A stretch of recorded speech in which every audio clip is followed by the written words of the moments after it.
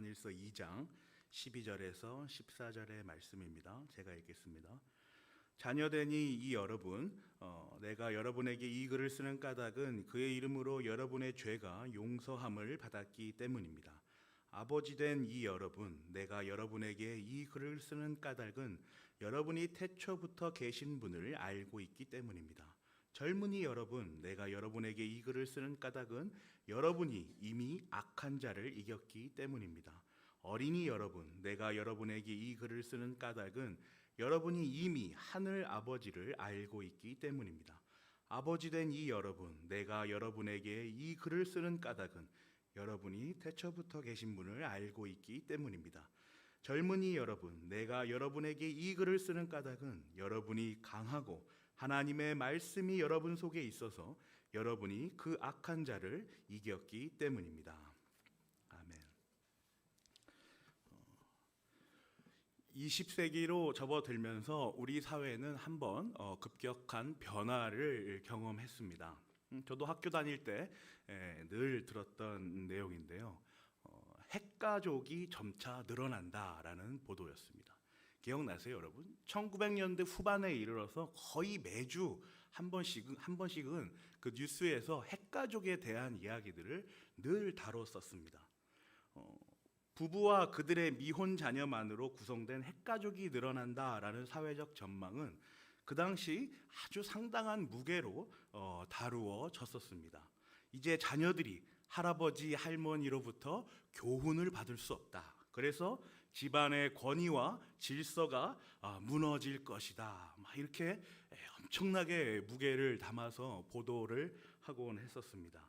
자녀들의 독립심은 어찌 보면 길러질 수도 있겠지만 그들의 사회성과 그 질서에 순응하는 그 순종의 자세들은 급격하게 떨어질 것이다. 이런 전망들을 그 1900년대 후반에 뉴스나 여러 매체에서 다루었던 기억이 납니다. 지금 한참 지나서 지금 우리가 이 핵가족이 어떤 건가라는 걸 우리가 지금 마주하고 있잖아요. 그럼 어떻습니까, 여러분? 독립심이 길러졌나요? 어디 사회성이 길러졌습니까? 지금 생각하면 둘 다 그렇지 않다라고 우리가 판단할 수 있을 것입니다. 그런데 21세기에 접어들면서 현대에는 어떠한 사회적 현상들이 우리에게 다가왔을까요? 여전히 핵가족의 증가가 위험하고 그에 대한 대비를 철저하게 해야 된다. 이런 일들이 일어날 것이다. 이런 말들이 오고 갔습니까? 제가 관련 자료들을 한번 찾아보았는데요. 이제는 새로운 가족 형태가 또 대두되고 있다고 합니다. 심지어 지금 보여드릴 국세청의 한 통계는 핵가족이 문제가 아님을 보여줍니다. 국세청이 예상한 2035년에 가장 많은 비중을 차지하는 가족 형태는 1인 단독 가구입니다. 그러니까 결혼도 하지 않고 자녀도 없는 단 한 사람만이 세대원인 그런 가족 형태가 가장 많은 가족 유형이라는 겁니다. 단 한 사람만 있는데 가족이라 부르기도 사실 민망하죠. 그런데 이 국세청 통계는 이렇게 될 것이다라는 전망을 내놓았습니다. 2010년에 이 표를 한번 보세요. 2010년에 1인 단독 가구는 23.9%였던 비해서 2035년은 34.3%라고 예측되고 있습니다. 10% 이상 증가했던 것이죠. 한다고 예상하는 것이죠. 20세기 우리가 핵가족이라고 걱정했던 부부와 자녀만으로 이루어진 가구는 2010년에는 37%였지만 2035년에는 절반 가까이 줄은 20.3%로 예측되고 있습니다. 그러면 3세대, 그러니까 할아버지, 할머니와 어머니, 아버지 그리고 자녀들로 이루어진 세 세대가 함께 사는 그 비율은 어떻습니까? 2010년에는 6.1%에서 이제 2035년에는 3.8%, 5%가 채 되지 않는 그런 비율로 예측이 되고 있습니다. 저마다 다 사연이 있겠지만 요즘 젊은 세대들이 결혼을 하지 않으려 하고 또 결혼을 하여도 자녀를 갖지 않겠다라고 하는 이 상황들을 우리는 이제 어떻게 이해하고 바라봐야 하겠습니까? 20세기의 화두가 되었던 핵가족의 형태를 대할 때 우리 사회가 걱정과 어떤 염려를 가지고 했다면 이제 21세기 1인 단독 가구의 폭발적인 증가는 그야말로 당혹스럽고 또 충격이며 공포인 예측입니다. 점차 가족이 소멸되고 있다라는 통계인 것이죠. 참 무서운 통계입니다. 오늘 우리가 나눌 말씀에는 우리가 좀 전 읽어본 것처럼 이 가족에 대한 말씀이 담겨 있습니다. 결론부터 제가 말씀드리면 가족에 대한 여러 가지의 난관들은 교회 공동체 안에서 또 구원의 여정 가운데 해결할 수 있고 또 그렇게 하도록 우리가 일으켜야 한다라는 것이 오늘 말씀의 결론입니다. 천천히 말씀으로 한번 들어가 보시죠. 12절입니다. 자녀되니 여러분, 내가 여러분에게 이 글을 쓰는 까닭은 그의 이름으로 여러분의 죄가 용서함을 받았기 때문입니다. 또 아버지 되니 여러분, 내가 여러분에게 이 글을 쓰는 까닭은 여러분이 태초부터 계신 분을 알고 있기 때문입니다. 젊은이 여러분, 내가 여러분에게 이 글을 쓰는 까닭은 여러분이 이미 악한 자를 이겼기 때문입니다. 어린이 여러분, 내가 여러분에게 이 글을 쓰는 까닭은 여러분이 이미 하늘 아버지를 알고 있기 때문입니다. 아버지 된 이 여러분, 내가 여러분에게 이 글을 쓰는 까닭은 여러분이 태초부터 계신 분을 알고 있기 때문입니다. 젊은이 여러분, 내가 여러분에게 이 글을 쓰는 까닭은 여러분이 강하고 하나님의 말씀이 여러분 속에 있어서 여러분이 그 악한 자를 이겼기 때문입니다. 계속해서 반복되는 구절들이 보이십니까? 여러분에게 이 글을 쓰는 까닭은, 그리고 몇 가지 대상들이 나오고 있죠. 자녀, 그리고 아버지, 또 젊은이, 그리고 어린이에 이르는 이 대상들이 등장합니다. 이번 말씀을 묵상하면서 전 참 많은 시간을 보냈던 것 같아요. 도대체 이 대상들이 의미하는 것이 무엇이며 이 대상들을 향하여 말씀하는 그 내용들이 과연 지금 어떠한 교훈을 오늘날 우리에게도 전달해 주시려는 것인가라는 생각을 한참 동안 했던 기억이 있습니다. 물론 가족 구성원이죠. 자녀, 어린이 여러분, 젊은이, 그리고 아버지, 가족 구성원들입니다.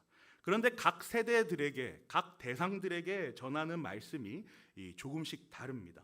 그리고 두 번 나뉘어져서 설명되고 있음도 우리가 볼 수가 있죠. 보세요. 첫 번째로는 자녀에게는 죄 용서를 언급하고 있고요. 아버지에게는 태초부터 계신 분을 알았다라는 것을 언급합니다. 또 젊은이에게는 이미 악한 자를 이겼다는 것을 말씀하시죠.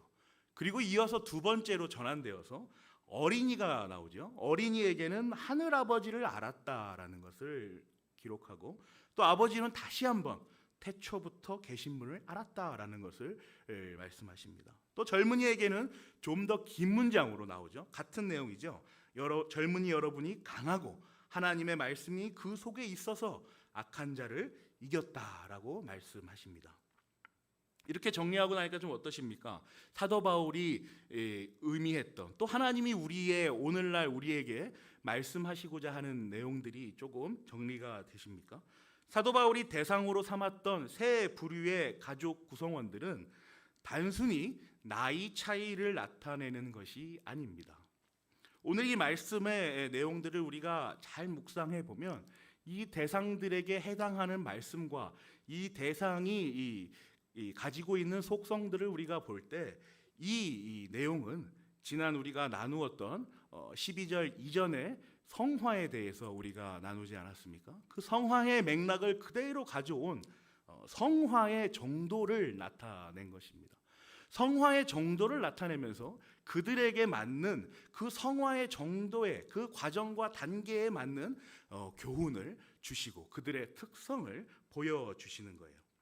자녀, 젊은이, 아버지, 이렇게 세 세대를 통하여서 바울이 하고 싶었던 말은, 또 하나님께서 오늘날 우리에게 교훈하시고자 한 것은 성화의 정도와 그 단계를 통하여 시간 안에 사는 우리 성도의 모습을 보여주려고 하시는 것입니다. 신앙생활을 처음 하신 분들의 한번 생각을 보세요. 죄에 대해서 관심이 많지요. 죄가 뭔지, 죄가 나에게 어떤 영향을 미치는지와 같은 죄에 대해서 심각하게 생각하고 고민하십니다. 또 특별히 그 죄를 어떻게 생각하십니까? 윤리적, 도덕적 차원에서 생각합니다. 이분들에게 구원에 대해서 죄를 연결해서 사고하는 일은 아직까지는 버거운 일입니다. 이 원죄가 어떻게 되어서 하나님께서 예수 그리스도를 통하여 원죄를 회복시켜 주시고 우리가 상태적으로 죄인이 되었다라는 이러한 내용들을 이해하기는 아직 버겁죠. 도덕적 윤리적 차원에서 죄를 짓지 말아야지. 이 성화의 과정도 이렇게 이해를 하는 겁니다. 나쁜 짓을 하지 않아야지. 하나님께서 이웃을 사랑하라고 하셨으니까 그래야지. 라는 정도의 생각을 하는 겁니다. 그래서 하나님을 이해할 때도 어린이 여러분이라고 말씀하신 그 내용에 나온 대로 하늘에 계신 하나님을 생각하는 거예요. 창조주 하나님을 생각하기는 아직까지 버겁고 도덕적 윤리적 차원에서 높이 계신 어떤 신 하나님을 이해하는 정도라는 거죠. 동양에서는 늘 천을 말하면서 천인, 천웅 이런 말들을 많이 하지 않습니까? 초신자들은 이러한 모습에서 초신자다운 모습을 보여주는 겁니다. 성화의 정도가 그 정도인 것이죠. 그러다가 조금씩 하나님께서 허락하신 그 신앙의 모습을 드러내고 성장, 영적인 성장을 하게 되면 젊은이 같은 모습을 보여줍니다. 하나님의 말씀이 견고하게 박혀서 악한 자와 싸워 이기려고 하는 거예요. 선과 악을 분명하게 구분해서 선의 편에 서서 하나님의 섭리의 그 이해 아래에서 악을 대적하려고 하는 겁니다. 그것에 대한 열정으로 아주 가득 차 있어요. 하나님께서 일하셨다. 하나님께서 승리하셨다라는 말을 하면서 그런 외침을 가장 뿌듯해하고 이것이 가장 하나님께 큰 영광을 올려드리는 것으로 생각하죠. 아주 역동적이고 열정이고 에너지가 충만한 단계입니다. 그래서 교회 공동체 내에서 이러저러한 일들을 도맡아 하기도 하죠. 마지막으로 아버지와 같은 모습을 보이는 성도가 있습니다. 유일하게 같은 내용을 똑같이 기록하셨죠. 태초부터 계신 분을 알았다라는 것이죠. 말씀에 기록된 대로 태초부터 계신 분을 아는 사람들이에요. 태초부터 계신 분을 아는 것은 무슨 내용입니까? 창조의 원리를 아는 것이죠. 지난 세월들을 시간의 흐름을 창조로부터 흘러나온 하나님의 섭리이구나라는 것을 알아가는 단계입니다. 그것을 인지하고 그대로 살아가시는 분들이죠. 보세요. 이들 모두는 성화의 단계에서는 차이와 구별을 보여주고 있지 않습니까? 좀 더 많은 내용들을 수납하고 좀 더 성경에서 말하는 내용들을 묵상할 줄 아는 그러한 성화의 단계들을 보여주고 있어요. 그런데 공통적으로 이들 모두는 어떤 단계를 거쳤습니까? 부르심과 중생과 회심과 그리고 믿음과 그리고 이신칭, 칭의, 의롭다 여겨짐을 받은 하나님으로부터 택함 받은 백성이라는 점에서 모두 같은 거예요. 그렇기 때문에 하나님의 말씀을 온전하게 받아서 견고하게 자리 잡아가고 있는 사람들인 것은 똑같습니다. 성도라는 이름으로 말이죠. 사랑하는 고양제교회 성도 여러분, 우리는 시간 안에서 살아가는 존재들입니다. 시간 밖에서 시간을 초월해서 막 넘나들면서 존재할 수는 없는 그런 사람들이에요.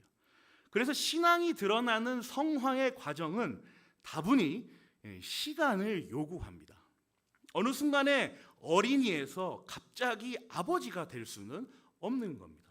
시간이 흘러가는 것을 따라서 시간 안에서 경험과 인식들을 하고 또 값없이 은혜로 받은 선물인 그 믿음을, 신앙을 드러내면서 그 시간 속에서 우리는 살아갑니다. 그래서 태어남이 있고 죽음이 있는 것이죠. 오늘 말씀에 기록된 것처럼 아버지와 같은 시간이 지난 성숙된 성도님들의 기도와 그 신앙 고백들은 참으로 깊고 풍성할 수밖에 없는 것이죠. 우리 시간 안에서 살고 있지 않습니까? 그런데 또 시간이 막 지났다고 해서 다 그렇게 성숙된 모습을 사는 것은 아니죠. 나이가 많고 연수가 오래됐지만 또 그렇지 못한 어린아이와 같은 신앙 가운데 아직까지 이제 성화의 과정을 계속해서 추구하며 말씀을 묵상하시는 분들도 우리가 봅니다. 이것은 사람마다 자신의 삶에서 주어진 것들을 어떻게 해설하고 그 말씀 안에서 이해하고 설명하느냐에 따른 그러한 훈련들이 축적된 모습이 다 다르기 때문입니다. 이게 성화의 어찌 보면 매력이에요. 하나님께서 우리에게 주신 그 부르심으로부터 의롭다 여겨지심까지는 하나님이 하신 일이시고, 그래서 변화될 수 없고 완고하고 견고한 우리의 은혜의 선물이지만, 이 성화의 과정에서는 하나님의 섭리 아래에서 성령 하나님의 내주하심으로 우리가 우리의 의지와 결단으로 사건들 하나하나를 만들어가고, 이것이 하나님께서 하신 일이고 이것이 하나님께서 나를 지금 여기에 세워두신 것이구나라는 것을 확인하면서 살아갑니다. 성화는 성령 하나님께서 주관하시고 도우시지만, 하나님께서 우리를 너무도 사랑하시는 탓에, 또 존중해 주시는 탓에 자유의지를 가진 우리로서 우리가 삶에서 만들어 가야 하는 과제입니다. 우리의 과제예요. 그래서 우리의 선택대로 우리의 삶이 다양하게 벌어지는 겁니다. 같은 택함받은 성도라 할지라도 성도 개개인의 삶이 모두가 다른 것이 바로 여기에 있는 것이죠. 그 위에는 하나님의 섭리가 있는 겁니다. 하나님의 모르는 일은 있을 수도 없고 일어나지도 않으니까 우리는 하나님의 섭리 아래에서 하나님께서 아시는 일들 가운데 우리의 선택과 우리의 의지대로 우리의 성화의 모습들을 과제로서 수행하고 있는 거죠. 성화는 다른 결코 변하거나 쇠하지 않는 부르심, 중생, 회심, 의롭다 여겨지는 이신칭의와 같은 교리와는 다른 원리의 교리입니다. 하나님께서 작정하신 예정으로부터 그 크신 섭리 아래 해 아래 존재하는 모든 성도들은 자신의 삶에서 그 거룩함을 자신의 자유의지에 따른 결단과 함께 각기 다른 모양을 드러내며 살아가는 겁니다. 오늘 본문을 한번 보세요. 자녀되니 여러분, 아버지되니 여러분, 어린이 여러분, 젊은이 여러분, 모두 이 내용 가운데 하나님께서 말씀하신 그 성화의 과정들이 이 말씀 안에 담겨져 있는 것입니다. 사랑하는 고향저교회 성도 여러분, 요한일서는 우리가 계속 보고 있는 것처럼 복음과 구원의 여정을 하나하나 기록하면서 사도 요한이 그에게 맡겨진 교회 공동체에게 교훈하는 내용들을 기록하고 있습니다. 이는 오늘날 우리에게도 동일하게 적용됩니다. 하나님께서 복음이 무엇인지, 그 빛이 무엇인지, 그 빛의 임재가 우리의 삶을 얼마나 휘감고 있는지, 또 신앙의 정수인 그 구원의 서정, 구원의 순서가 우리에게 어떻게 진행되고 있는지, 그리고 부르심, 중생, 회심, 그리고 믿음으로 말미암는 의롭다 여겨짐이 우리의 삶 가운데 어떻게 펼쳐져 되고 있는지 성화를 통하여 우리가 확인하고 우리가 결단하는 것입니다. 오늘 본문은 지난주 나누었던 성화의 실행이 이웃사랑이라는 말씀의 확장으로 그 이웃사랑의 시작점이 바로 가정임을 가르쳐 줍니다. 그 성화의 실행을 하라, 이웃을 사랑하라, 형제 자매들아 라고 지난주 말씀에서 그렇게 우리에게 교훈하시지 않았습니까? 그런데 그 성화의 실행에, 이웃사랑을 하라라는 그 성화의 실행의 시작점이 바로 가정이라는 겁니다. 가정에서 불리어지는 세 세대를 언급하면서 그 세 가지의 세대가 모두 성도라는 것을 소망하면서 그 세 세대가 각기 다른 모양으로 거룩하여져 가는 그 과정을, 그 표본을 보여주시는 겁니다. 자녀, 어린이를 지나면서 죄가 무엇인지를 조금씩 구원의 관점에서 알아야 젊은이가 되고, 그 젊은이로서 화끈하게 성령께서 주시는 그 능력의 불을 경험하고 그 삶의 체험으로부터 비로소 창조의 원리로부터 나오는 하나님의 이 세상을 다스리시는 경륜을 우리가 알아가는 겁니다. 성화는 시간 안에서 일어나는 과정이기 때문에 자녀와 어린이에게서 아버지로 바로 도약할 수는 없습니다. 하나님께서 특별한 어떤 은혜로서 우리가 말씀에서 본 에녹과 같이, 또 엘리야와 같이 하나님께서 직접 하늘로 데려가시는 것이 아니라면 이러한 성화의 단계는 필수적입니다. 그러나 아까 말씀드린 것처럼 시간만 단순히 흘려보낸다고 해서 이 성화, 우리의 지나온 이 구원의 여정들을 다 알아가며 삶으로 드러내지는 못하는 것이죠. 시간 안에서 분명히 거룩을 향한 사모함과 그 실행이 있어야 하는 겁니다. 우리 과제인 거예요. 성화를 향한 훈련의 시작이 가정입니다. 가정에서 훈련되지 않으면 이웃 사랑과 같은 하나님께서 우리에게 주신 그 강령들을 실현할 능력이 우리에게는 없는 것입니다. 앞서 말씀드린 바와 같이 가정에 대한 사회의 이러저러한 이슈들은 근본적으로 우리 교회 안에서, 교회 공동체 안에서 해결되어야 합니다. 어제는 기독개혁 신보사에서 주관하는 교회 교육 포럼에 이제 패널로 초대되어서 참석을 했습니다. 그래서 교수님들 발제와 목사님들의 질의문들, 그리고 저도 또 어떤 것 여러 가지를 물어보았고요.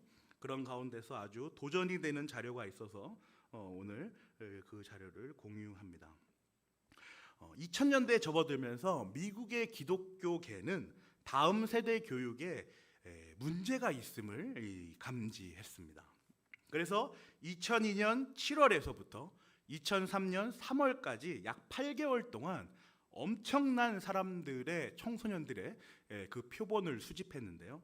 3,307명이에요. 엄청난 숫자죠. 이 청소년들, 만 13세에서 17세의 청소년들을 대상으로 아주 대대적인 설문조사를 진행했다고 해요. 어제 교수님 말로는 이런 실천신학에서는 기독교 교육학계에서 보통 작심하고 우리가 설문조사 통계를 내보자라고 하면 한 1,000명 정도 낸다 그래요. 그러면 아주 많이 낸 거라고 그러는데 이때는 3,307명이에요. 그러니까 미국 기독교계가 아주 지금 심각하다라는 생각을 가지고 이 설문을 이 리서치를 했던 것이죠. 그래서 그 결과를 보니 아주 참담했다고 합니다. 초등학생부터 나이가 들어갈수록 교회를 떠난다는 것이 이제 밝혀졌는데, 대학생이 되면 60%에서 많게는 90%까지 교회를 떠난다는 보도입니다. 그런데 그 내용들을 한번 보세요. 85%의 청소년들이 성경적인 세계관을 갖지 않았다고 합니다. 또 53%의 청소년들, 그러니까 3,307명의 50%예요. 예수 그리스도를 하나님의 아들로 믿지 않았다는 거예요. 또 58%의 청소년들은 기독교 신앙 외에 다른 종교의 신앙도 기독교와 동일한 진리다라고 생각했다는 겁니다. 또 51%의 청소년들은 예수님의 부활을 믿지 않았고, 또 68%의 청소년들, 이게 정말 충격이었는데요, 성령 하나님의 존재를 믿지 않았다라는 겁니다. 68%, 70%나 되는 친구들이 성령 하나님은 없다 이렇게 생각했다는 거예요. 아주 충격적인 통계입니다. 그래 지금 이 일들이 대한민국에도 이제 일어나고 있는 겁니다. 교회마다 다음 세대를 책임지고 있는 사역자들과 이야기를 나누면 여러 가지로 어렵다는 말들을 듣습니다. 교회 청년 주축은 30대 중반 정도들이고 20대의 대부분은 복음이 무엇인지를 모르며 중고등부는 입시에 찌들어서 그냥 속된 말로 좀비 같다, 영혼이 없어 보인다라는 그런 이야기들이 아주 공통적이죠. 그런데 이들을 통해서 또 하나의 통계를 냈는데요. 이 연구를 주도한 크리스찬 스미스라는 교수는 이들의 신앙을 이렇게 정리했어요. 이 설문조사에서 나타난 여러 가지 주관식 답변들이 있을 거잖아요. 그런데 그 답변들을 초합해 보니까 이런 식의 이해를 갖고 있더라라는 겁니다.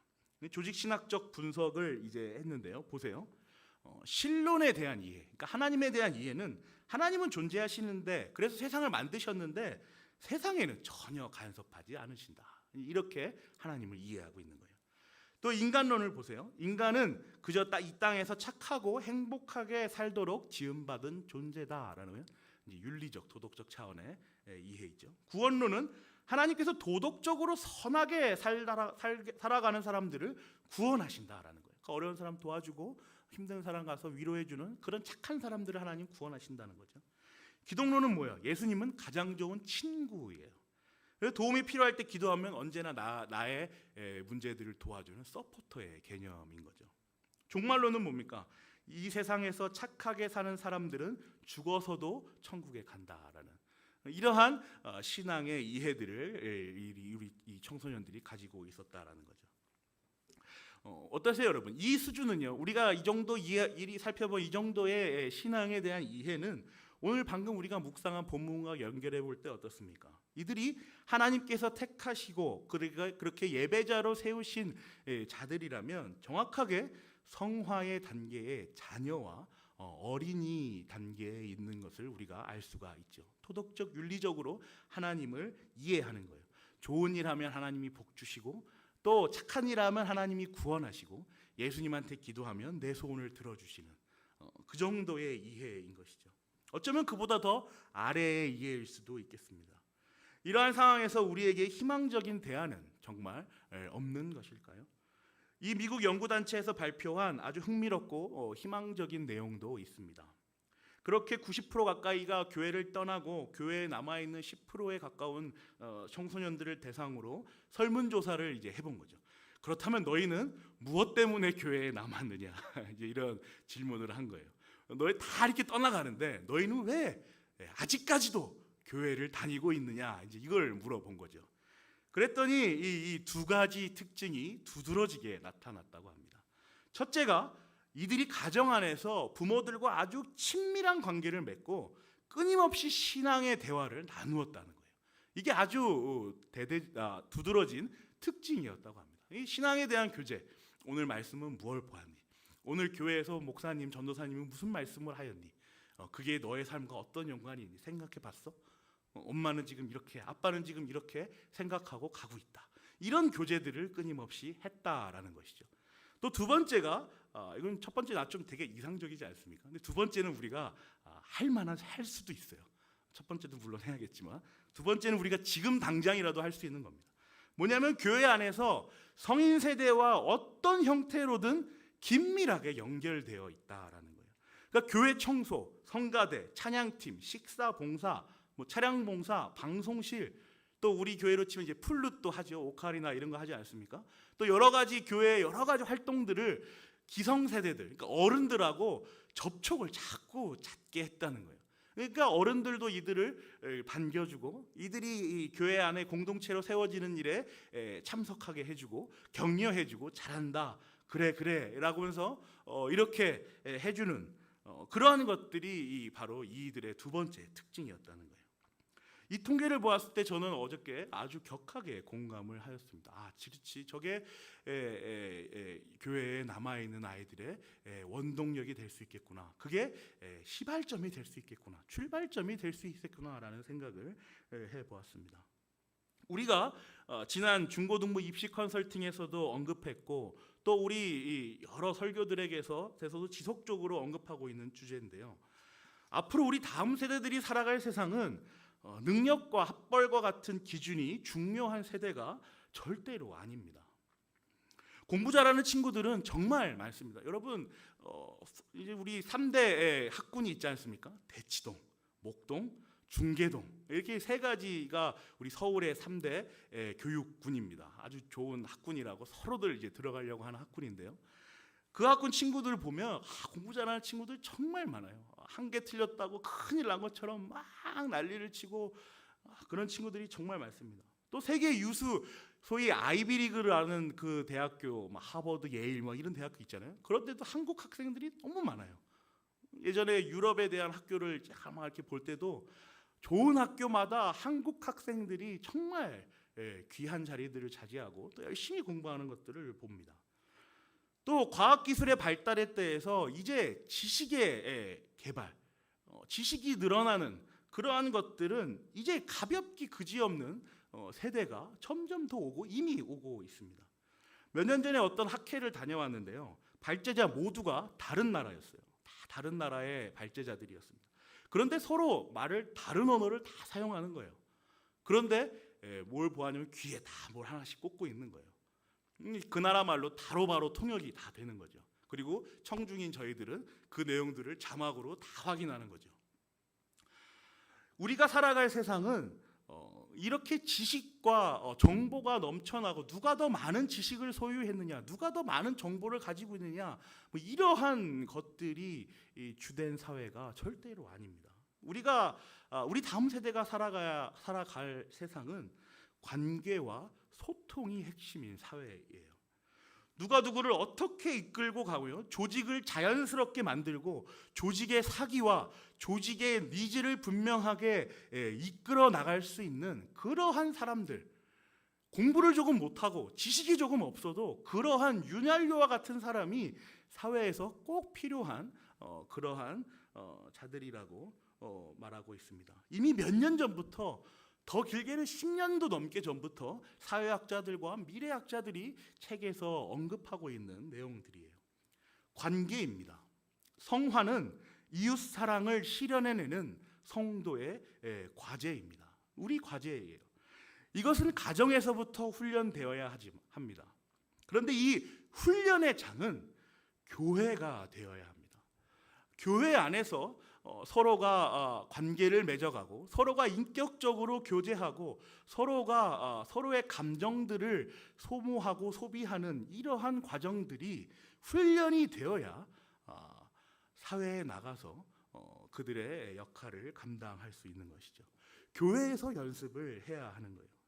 이렇게 하는 것은 관계적으로 문제가 생기고 이렇게 하면 사람들이 좋아하고 나와 가까워지는구나라는 것을 교회 공동체 안에서, 말씀 안에서, 그 영적인 따스함 안에서, 풍성함 안에서 그 장이 마련돼야 하는 것입니다. 그런데 한번 우리가 이러한 현 상황들을 전환해서 돌이켜 생각해 보면요, 이런 건 사실 별 다른 게 아니에요. 옛날을 한번 생각해 보세요. 제가 그 시대에 살진 않았지만 옛날 동네마다 한번 보세요. 서로 다 연결되어서 북적이던 세대가 있지 않았습니까? 우리 권사님들과 장로님들은 그런 세대를 사셨을 텐데, 길동이네가 뭐가 무슨 문제가 생겼대, 어떻게 됐대, 막 이러면 온 마을이 들썩이지 않아요?